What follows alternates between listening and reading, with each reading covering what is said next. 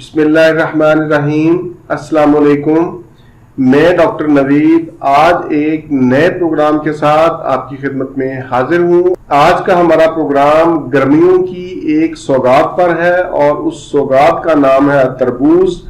آج کے پروگرام میں تربوز کے فائدے، نقصانات، لال اور میٹھا تربوز کی نشانی اور تربوز سے بھرپور فائدہ اٹھانے کے لیے اس کے استعمال کا صحیح طریقہ آج کے پروگرام میں ڈسکس کیا جائے گا۔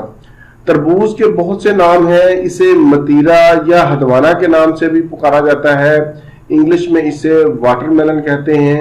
تربوز کا مزاج سرد تر ہوتا ہے۔ تربوز میں تقریباً 92% پانی ہوتا ہے۔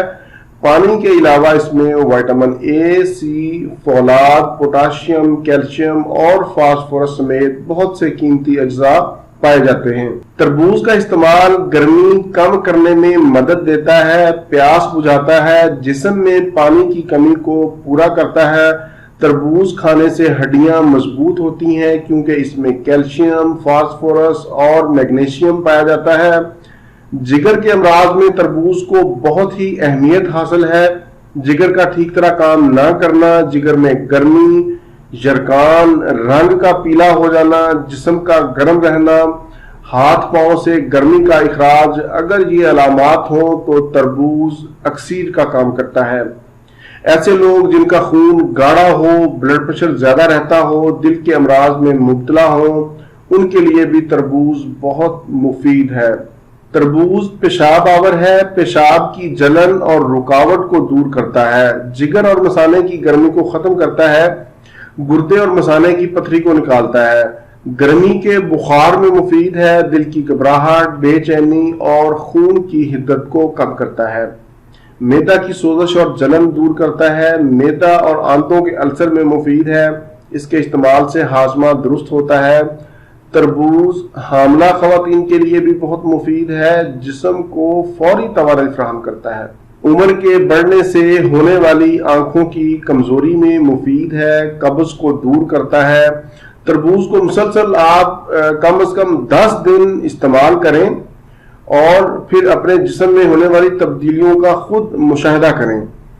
ایسے خواتین و حضرات جن کے چہرے پر گڑھے بن جاتے ہیں، دانے یا پمپلز نکلنے کے بعد چہرے پر جو گڑھے بن جاتے ہیں، ان گڑھوں کو اگر آپ بھرنا چاہتے ہیں تو تربوز کے جوس کو آئس کیوبز میں ڈال کر جما لیں، پھر ان آئس کیوبز کو آپ چہرے پر پھیریں اور 30 منٹ کے بعد چہرے کو نیم گرم پانی سے دھو لیں۔ اب میں آپ کو بتاتا ہوں کہ تربوز خریدتے وقت کیسے پتہ چلے گا کہ یہ لال اور میٹھا ہے۔ تربوز خریدتے وقت اس بات کی تسلی کر لیں کہ تربوز بالکل گول ہے، کسی جگہ پر بھینچا ہوا تو نہیں ہے۔ جو تربوز اپنی جسامت کے لحاظ سے وزنی محسوس ہوگا وہ تربوز میٹھا ہوگا۔ اس کے لیے آپ اسی جسامت کا دوسرا تربوز اٹھا کر مشاہدہ کر سکتے ہیں۔ تربوز کے ایک سائڈ پر گہرے پیلے رنگ کا دھبا ہوگا، آپ لوگوں نے یہ دیکھا ہوگا۔ یہ پیلا دھبا جتنا گہرا ہوگا اتنا ہی پھل میٹھا ہوگا۔ تربوز میٹھا ہونے کی ایک اور نشانی بھی ہے کہ تربوز کو ہلکا سا ہاتھ ماریں تو پکے ہوئے پھل کے اندر سے ہلکی سی آواز باہر آتی ہے۔ یہ تو تھی چند ایک اہم علامات میٹھے اور لال تربوز کی۔ اب ہم چلتے ہیں اس کے نقصانات کی طرف یا اس کی احتیاطی تدابیر کی طرف، پھر میں آپ کو اس کے کھانے کا صحیح طریقہ بتاؤں گا۔ آپ لوگ جانتے ہیں کہ زیادتی کسی بھی چیز کی ہو وہ نقصان دہ ہوتی ہے، اس لیے تربوز کو بھی لمٹ میں رہ کر استعمال کریں۔ تربوز کھانے کے فوراً بعد پانی پینے سے پرہیز کریں کیونکہ پانی پینے سے ہیضہ کی شکایت ہو سکتی ہے۔ رات کے وقت تربوز کھانے سے پرہیز کریں، اس سے آپ کے پیٹ میں درد یا مروڑ کی شکایت ہو سکتی ہے۔ ایک وقت میں آپ تربوز 500 گرام تک کھا سکتے ہیں، یعنی آدھا کلو تربوز آپ ایک وقت میں کھا سکتے ہیں۔ اس سے زیادہ اگر آپ کھائیں گے تو اس کا نقصان ہوگا۔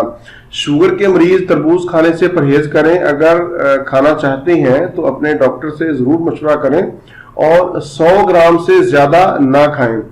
اب مرحلہ آتا ہے تربوز کھانے کا کہ اس کو کس طرح اور کس وقت کھایا جائے۔ تاکہ ہم زیادہ سے زیادہ اس کے فوائد حاصل کر سکیں۔ بہتر یہی ہے کہ تربوز کو صبح نہار منہ کھایا جائے یا پھر کھانے کے 1.5 سے 2 گھنٹے بعد کھائیں، اور تربوز کھانے کے بعد 1 سے 1.5 گھنٹہ تک پانی یا کوئی اور چیز نہ کھائیں پئیں۔ تربوز کو اگر آپ بیجوں سمیت چبا کر کھائیں گے تو اس کا زیادہ فائدہ ہوگا۔ تربوز کو کھانے سے پہلے پانی میں ڈال کر یا پھر فریج میں رکھ کر ہلکا سا ٹھنڈا کر لیں اور اس پر کالا نمک چھڑک کر کھائیں۔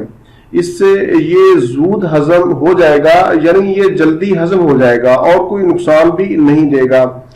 یہ تھا میرا آج کا معلوماتی پروگرام سے متعلق اپنی قیمتی رائے کا اظہار ضرور کریں۔